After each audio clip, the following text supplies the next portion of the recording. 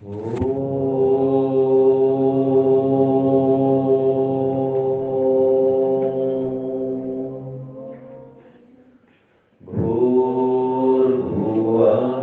स्वः तत्सवितुर्वरेण्यं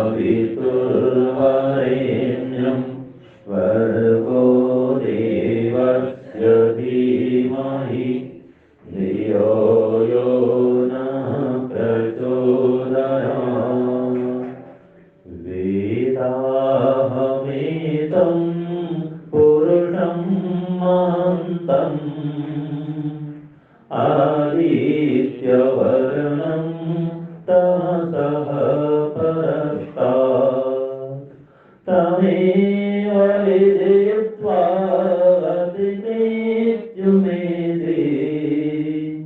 नान्यः पन्था विद्यते अनाय। वेदाहमेतं पुरुषं महान्तम् आदित्यवर्णं तमसः परस्तात् तमेव विदित्वा अतिमृत्युमेति तमेव विदित्वा अतिमृत्युमेति नान्यः पन्था विद्यते अनाय। नान्यः पन्था विद्यते अनाय। ॐ जपो रे ॐ जपो रे ॐ भजो रे ॐ भजो रे। ओम के जप से सुख मिलता है।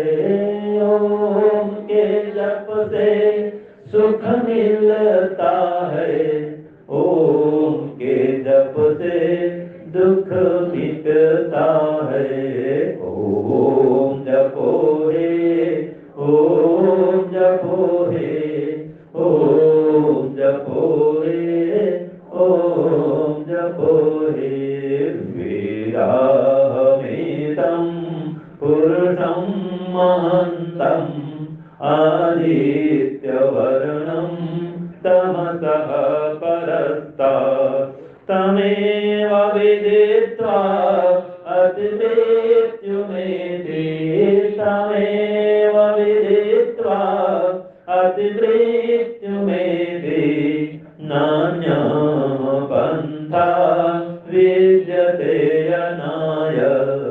नान्यः पन्था विद्यते अनाय।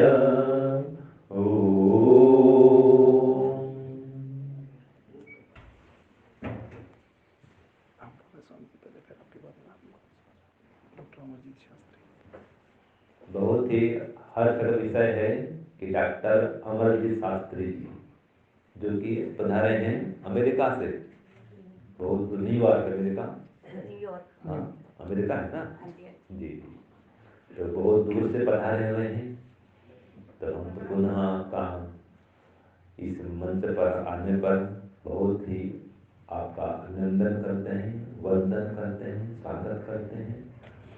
और खुशी की बात है कि आप बोलते हैं आजकल 7 समंदर पार, ठीक है, वहाँ पर जब वैदिक पताका को फहरा रहे हैं, ये बहुत ही खुशी का विषय है, गर्व का विषय है।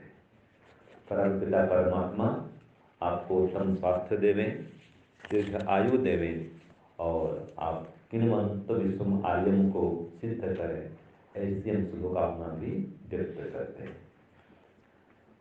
आज समाज मान सरोवर कॉलोनी, यहाँ के प्रधान जी श्री गांधी जी, मंत्री जी, सभी आगंतुक सज्जन महानुभावों और वंदनीय पूजनीय श्रद्धामयी मातृशक्ति।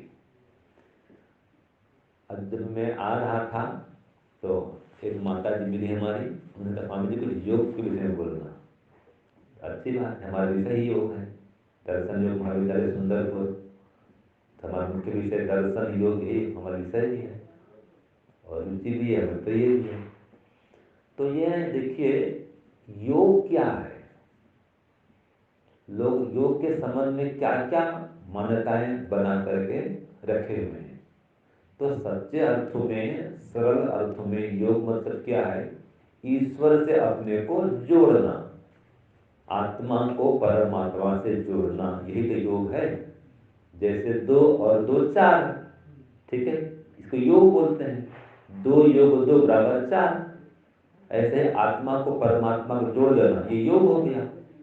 और इसके लिए क्या करना पड़ता है? योग चित्त वृत्ति निरोध, ये करना पड़ता है कि मन के सांसारिक विचारों को रोक दो और परमात्मा से जुड़ जाओ, यही योग है। लेकिन समस्या यह है कि ये जल्दी होता नहीं है, इतना आसान भी नहीं है। क्यों नहीं है? देखिए, व्यक्ति का जीवन योग से, आध्यात्म से ओतप्रोत हो जाए, ठीक है जी, तो संसार का कल्याण हो जाए, भारत फिर से विश्व गुरु बन जाए। तो इसके लिए सबसे पहले हमको ये करना पड़ेगा, योग क्यों करें, योग करने से क्या लाभ होता है और नहीं करने से क्या हानि होती है, ये भी समझना पड़ेगा। एक मेरे पास संदेश आया था, कौन सा नगर है, गाजियाबाद या कहीं से आया था, नोएडा या गाजियाबाद से, कि स्वामी जी, बेटे को हम तैयार करते हैं बचपन से, हवन में लाते हैं, संध्या उपासना करते हैं, लेकिन जब बच्चे बड़े हो जाते हैं तो संध्या हवन में नहीं आते, संध्या नहीं करते हैं और कहते हैं मुझे कोई मतलब नहीं इससे, मुझे कोई लाभ दिखता नहीं, मुझे पढ़ने दो, लिखने दो। तो ये क्यों हो गया?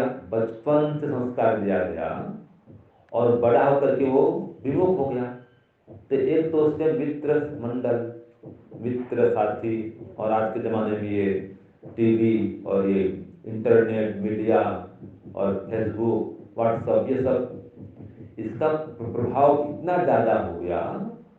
और कुछ शिक्षा पद्धति भी ऐसी है, माता पिता चाहते वे भी और बेटा चाहते वे भी, आज की पढ़ाई ऐसी हो गई है वो संध्या उपासना हवन नहीं कर पाता है।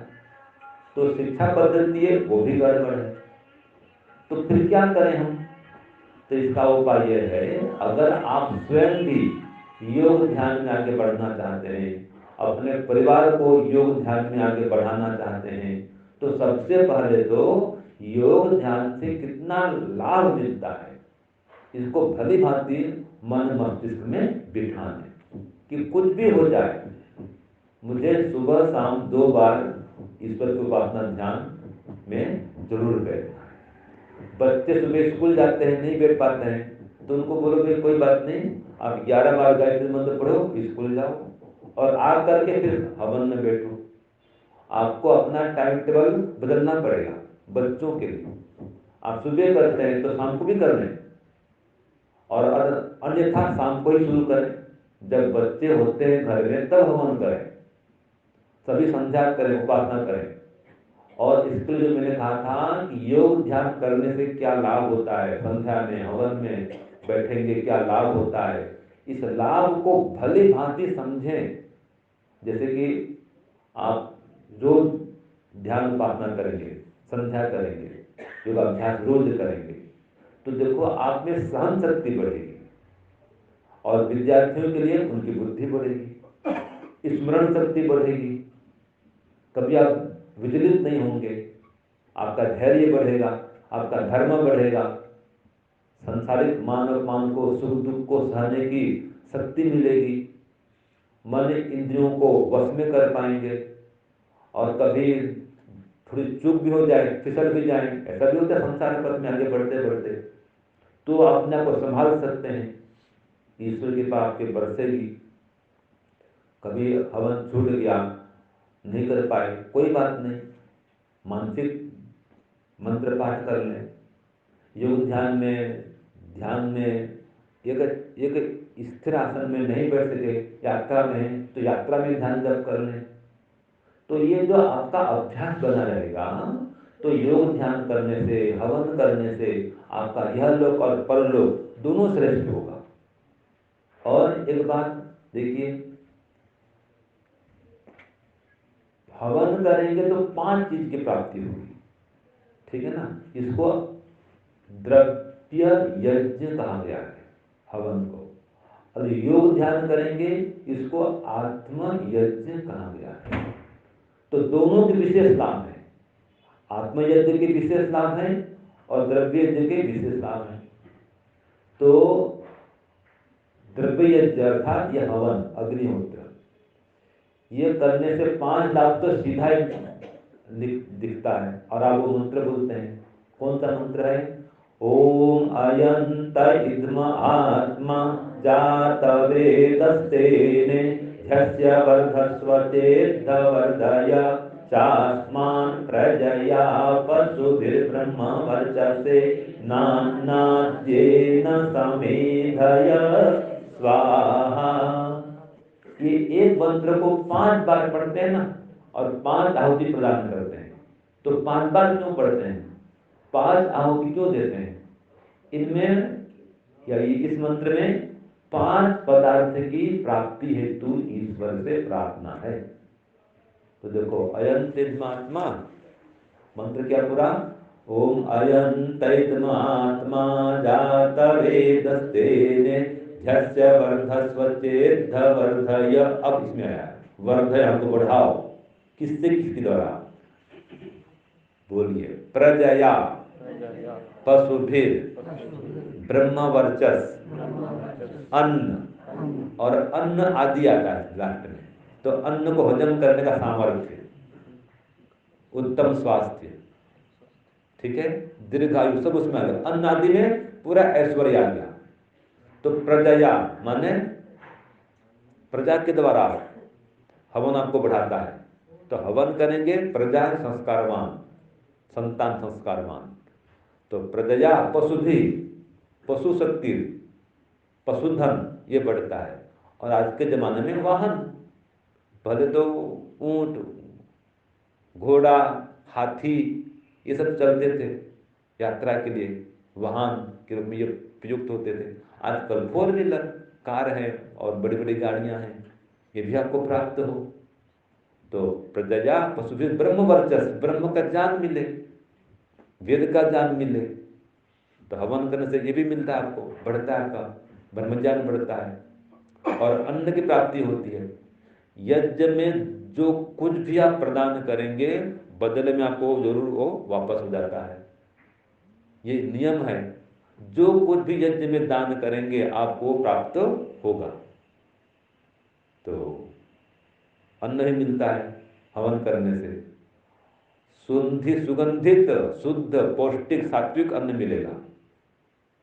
समय पर वृष्टि होगी, यज्ञ करेंगे तो समय पर बरसात, प्राकृतिक जो वातावरण है वो यज्ञ के द्वारा अनुकूल बन जाता है। वायु की शुद्धि होती है, समय पर वृष्टि, समय पर गर्मी, जो ये चक्र है ऋतु चक्र वो बढ़िया चलता है, इसका लाभ होता है। और स्वास्थ्य अच्छा होता है हवन करने से। तो अन्न आदि इनके द्वारा माने उत्तम स्वास्थ्य के द्वारा, शक्ति के द्वारा, बल के द्वारा आपको ये जो यज्ञ है बढ़ाता है। ये द्रव्य यज्ञ है। और आत्मयज्ञ माने ध्यान उपासना, योगाभ्यास, वो करेंगे तो आत्मबल बढ़ता है, आत्मिक शक्ति बढ़ती है। आप संसार में हैं, देखो हर स्थिति एक समान हर दिन नहीं रहती है, माने स्थितियां जो है बदलती रहती हैं। देखना कभी मन में ऐसा अचानक हो जाता है, मन कभी दुखी दुखी होता है, कोई उखड़ जाता है, उल्लास नहीं होता है, और कभी कभी हर्ष उल्लास से एकदम ओतप्रोत रहता है।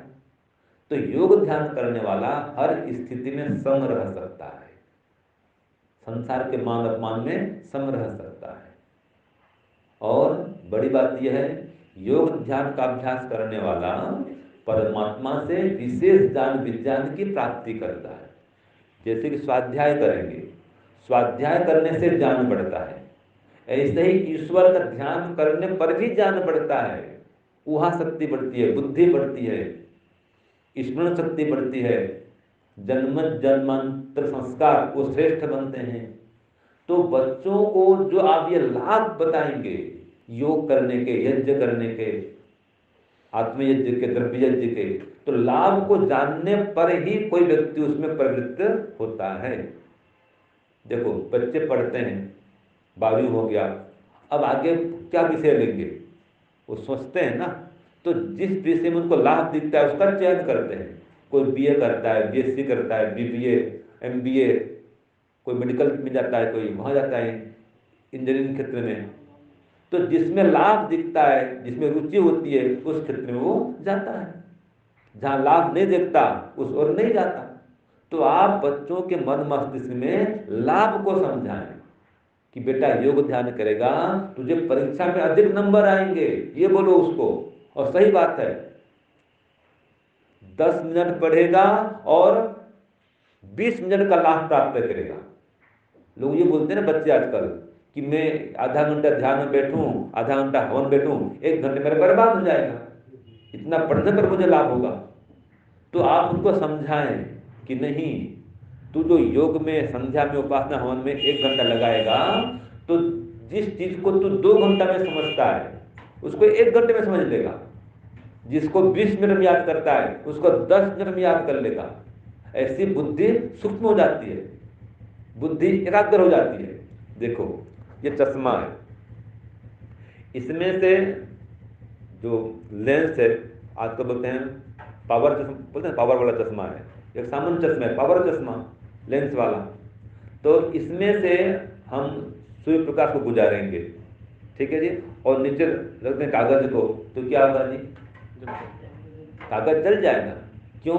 इस में जो लेंस है वो क्या किया, सूर्य प्रकाश को एक जगह केंद्रित कर दिया, फोकस कर दिया।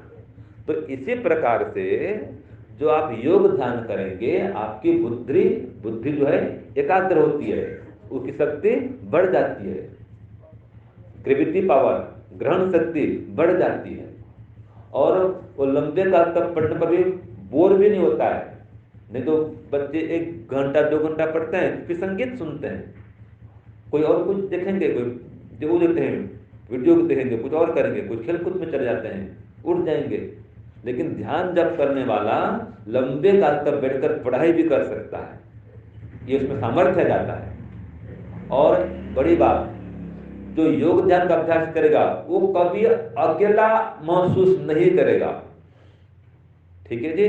वस्तुतः वास्तव में देखा जाए तो हम सब अकेले ही हैं, अकेले आए हैं, अकेले जाएंगे, और अंतिम काल में कोई सहायता भी नहीं कर सकता है। लेकिन ईश्वर ऐसा है, हमेशा साथ रहता है, और अंतिम काल में वही सहायता करता है, वही सहायक होता है। ईश्वर ही ऐसा है जो जन्म के साथ भी और जन्म के बाद भी हर समय साथ रहता है। तो जो योगाभ्यास करता है उसके साथ में ईश्वर रहता है, और उसको पदे पदे सहायता भी करता है। कोई संकट घड़ी आ जाए तो उसमें भी सहायक होता है, मनोबल बढ़ाता है। ये सब लाभ को जो आप बच्चों को बताएंगे तो बच्चे की रुचि होगी, और जिसकी रुचि योग ध्यान में है, समझो वही व्यक्ति हर क्षेत्र में सफल हो सकता है। ये भी एक फायदा है। योग ध्यान करने वाला जिस क्षेत्र में जाएगा, जो भी काम शुरू करेगा, उस काम में सफल होगा, कभी हताश निराश नहीं होगा वो। देखो एक सच्ची घटना बताऊं आपको। 2 भाई थे। अब जब दोनों भाइयों में प्रेम भी था, फिर दोनों भाई संध्या करते, उपासना करते, और भी जो भाई बहन थे, बड़ा परिवार था, संयुक्त परिवार, तो चाचा ताऊ सबके बेटे बेटी सब बैठते, भाई बहन सब संध्या उपासना करते। अब उसमें से जो बड़ा भाई था उसको थोड़ा वैराग्य आ गया, कोई संत संगति लग गई, संस्कार जाग गए, वो घर छोड़ दिया। जब घर छोड़ दिया तो वो जो बड़ा भाई था, सबको, भाई को, बहनों को बैठा के संध्या उपासना सब करते थे, फिर माता पिता प्रणाम करेंगे, हवन करेंगे, वो काम उनका छूट गया। फिर बच्चे वो नहीं किए, वो भाई लोग नहीं किए, और जो उसका छोटा भाई था वो एक प्रकार से नास्तिक बन गया कि बड़े भैया तो घर छोड़ के चले गए, ठीक है, और मुझे ध्यान नहीं दिए, और सब परिवार का बोझ मेरे ऊपर आ गया। अब वो संध्या छोड़ दिया, हवन छोड़ दिया, सब कुछ वो छोड़ दिया। अब वो कई साल बीत गए, अब जो बड़े बड़े भाई थे वो अब गुरुकुल में आए पढ़ने लिखने के लिए, पढ़ लिख विद्वान बन गए, आचार्य बन गए। फिर कई सालों बाद में गांव गए। जब गांव गए तो भाई मिलने भी नहीं आया। गुस्सा देखो, सच्ची घटना, ये यथार्थ है, कोई कहानी नहीं बता रहा हूं। तो भाई मिलने भी नहीं आया। फिर बुआ के बेटे ने कहा कि भैया आपसे तो मिलना चाहता नहीं आपका छोटा भाई। कोई बात नहीं भाई, वो कहता मैं तो आसमान में आया हूँ सत्संग करने के लिए, भाई न आता न आए। तो 1 साल 2 साल 3 साल वो सत्संग जाते बड़े भैया, और छोटा भाई मिलने नहीं आता। फिर समस्या पता चली कि वो जो भी काम करता था वो सब कुछ टूट जाता था, किसी में सफल नहीं हो पाता था। जैसे कि भैया का दुकान था, भाई को छोड़ दे, भाई सौंप दे, भाई तू इसको संभाल दुकान को। तो कुछ दिन दुकान संभाला, बाद में दुकान नहीं संभाल सका, मैं दुकान में मेरा काम नहीं चलेगा। कोई नौकरी के लिए प्रयास किया, नौकरी लग गई, प्राइवेट नौकरी। तो कुछ माह नौकरी किया, फिर बाद में कोई ट्रांसफर दूर हो गया, बोला मैं नहीं जाऊँगा उतना दूर, मुझे तकलीफ होता है। तो फिर वो भी नौकरी छूट गई। फिर खेती किया, ट्रैक्टर लिया, वो भी सफल नहीं हुआ। फिर बाद में प्रयास किया नौकरी के लिए, रेलवे के लिए, तो सबकी नौकरी लगे, उसकी नौकरी नहीं लगे उसकी। तो जब सब में थक हार गया, अब फिर जब भैया पहुंचे गांव में तो मिलने आता है कि भैया ऐसा ऐसा, मैं तो सब काम कर रहा हूँ उसमें असफल ही हो रहा हूँ। तो भाई ने कहा, बड़े भाई ने, देख भाई हम दोनों भाई थे और संध्या उपासना हम सब साथ करते थे, और तू सब छोड़ दिया और तेरा सब काम तो गड़बड़ हो रहा है और मेरा सब काम बढ़िया हो रहा है, अच्छा हो रहा है। क्यों, मैं संध्या उनको पकड़ा हूँ, ध्यान उपासना छोड़ता नहीं हूँ, तो छोड़ दिया। तो तू ये ध्यान उपासना शुरू कर, हवन को शुरू कर, गायत्री मंत्र जब शुरू कर, देखना तेरी बुद्धि बढ़ेगी, तेरी सहन शक्ति बढ़ेगी, तेरे रास्ते तेरे खुल जाएंगे, है ना। और वहाँ आएगी, और भी कई सारे मानसिक विकास को तू प्राप्त करके तेरा काम सफल हो जाएगा। तो फिर स्वीकार किया उसने। फिर अब वापस पटरी पे लौटा, वो ध्यान किया, योग किया, मतलब जो भी पता था, गायत्री जप करना, ओम का जप करना, हवन करना, तो उसकी वृत्ति बदली, वो भौतिकता से आध्यात्मिकता में लौटा। तो फिर कुछ महीने बाद में उसकी नौकरी भी लग गई। अब वो खुश हो गया कि हाँ भैया ने ठीक कहा था। तो देखो ये साक्षात लाभ बता रहा हूं मैं कि हवन ध्यान करने से बुद्धि में शक्ति बढ़ जाती है, उत्साह बढ़ जाता है, फिर काम करने का भी मन अच्छा होता है और सफलता भी मिलती है। परमात्मा स्वयं सहायता करते हैं। तो ये योग ध्यान के लाभ को जो आप बच्चों को समझा पाएंगे, बता पाएंगे, तो वो फिर लंबे काल तक टिकेंगे। और जोर जबरन हम कहते हैं करना पड़ेगा, बैठना पड़ेगा, वो बैठ जाता है बचपन में, लेकिन लाभ को जानता नहीं तो बाद में वो छोड़ देता है। उसकी संगति ऐसी मिल जाती है, भौतिक दोस्त मित्र मिल जाते हैं, नास्तिक मिल जाते हैं, उसको आपसे परे कर देते हैं, माता पिता के मार्ग से उसको अलग कर देते हैं। तो इसलिए बच्चों को लाभ सहित बैठाएं, माने लाभ भी बताएं और बैठाएं भी। संध्या करने पर ये लाभ है, हवन करने पर ये लाभ है। देखिए संध्या का मतलब क्या है, जिसमें सम्यक रूप से ईश्वर का ध्यान होता है, ठीक है, भली भांति। तो ईश्वर के गुणों को धारण करना होता है संध्या में, ध्यान में। ये अग्नि कुंड पास आप जितने लोग बैठे थे, हवन किए थे, आप सबने गर्मी का अनुभव किया ना जी, है ना। गर्मी सबको लगी, क्यों लगी, अग्नि पास बैठे हैं। तो अग्नि पास बैठेंगे तो गर्मी तो आएगी ही आएगी। ऐसे ईश्वर की उपासना में बैठेंगे तो जो जो गुण ईश्वर में है वो गुण आएंगे ही आएंगे, सीधी बात है। ईश्वर में न्याय है, दया है, बल है, ज्ञान है, आनंद है, सहनशीलता है, विनम्रता है, प्रसन्नता है, अनेक अनेक गुण परमात्मा में, तो वो सब गुण आएंगे। ये बच्चों को समझाना पड़ता है। और देखिए संध्या कब करते हैं, संधि वेला में। प्रातः काल आ रहा है और रात्रि बीत रही है, ये संधि वेला। अभी कुछ दिन पहले हम पढ़े थे, ब्रह्म मुहूर्त 48 मिनट का होता है, ब्रह्म मुहूर्त होता है। प्रातः काल लगभग 4 बजे शुरू हो जाता है। तो उसमें ब्रह्म मुहूर्त में ध्यान करने से बुद्धि बढ़ती है। प्रातरित्वा प्रातरत्नम दधाति, प्रातः काल उठने वाला, रत्नों को धारण करता है। क्यों जी? सुबह जल्दी उठेगा तो योग ध्यान करेगा, आसन व्यायाम कर पाएगा, प्राणायाम कर पाएगा, हवन कर पाएगा, सब कुछ कर पाएगा वो। तो बच्चों को ये लाभ बताएं कि बेटा जल्दी उठ और योग ध्यान कर, प्राणायाम कर, संध्या कर, हवन कर, तो तू जीवन भर सुखी रहेगा, लंबी आयु प्राप्त करेगा और खूब धन संपत्ति भी कमाएगा, ऐश्वर्य कमाएगा, मान सम्मान भी कमाएगा, और कभी कुछ हानि हो जाए तो घबराएगा भी नहीं, विचलित नहीं होगा। स्वामी दयानंद क्या लिखते हैं, उनका भाव बता रहा हूं कि ऊपर ईश्वर उपासक को क्या मिलता है, इतना बल मिलता है कि पहाड़ के समान दुख भी उसको राई के समान लगते हैं, सरसों समान लगते हैं, वो घबराता नहीं। ये है योग ध्यान करने का लाभ। तो जो आप योग ध्यान के लाभ को समझाएंगे तो करेगा भी, सीधी बात है वो। और जो मैंने कहा था संधि बेला में कि प्रातः और सायंकाल संधि बेला में, इसमें जो योग ध्यान किया होता है वही व्यक्ति जीवन की अंतिम संधि बेला में वो ईश्वर की उपासना कर सकता है। आपने ये बात सुनी होगी, कई लोग कहते हैं कि जो अंतिम काल में ईश्वर का जप करता है वो तर जाता है। और स्वामी दयानंद भी लिखते हैं यजुर्वेद भाष्य में कि मरण काल में क्या जप करना चाहिए, वो लिखते हैं ओम का जप करना चाहिए। मृत्यु काल में किसका स्मरण करना चाहिए, तो ओम का स्मरण, ओम का जप करना चाहिए। ओम तत्व स्मरण, ओम खम ब्रह्म, जो ओम परमात्मा आकाश मान सर्वत्र व्याप्त है, हमेशा साथ में रहते हैं, तो ओम का जप करना चाहिए। तो ये अंतिम काल में ओम का जप कौन कर सकता है? जो व्यक्ति ये जीवन भर संधि बेला में प्रातः सायं ओम का जप क्या है, ध्यान क्या है, वही अंतिम संधि बेला में ओम का जप ध्यान कर सकता है।